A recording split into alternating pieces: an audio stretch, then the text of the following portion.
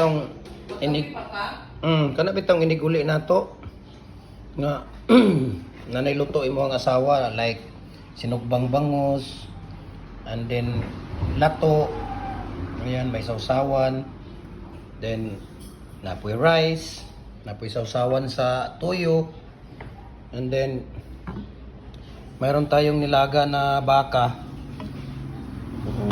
Parang yung pagod mo sa isang araw, parang na ano, parang nawawala lahat. Ayan, no? Yung baka natin na nilaga. Diba?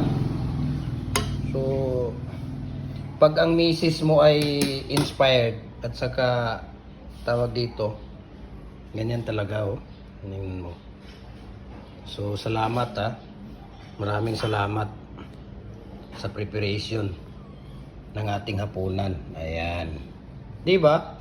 Sarap.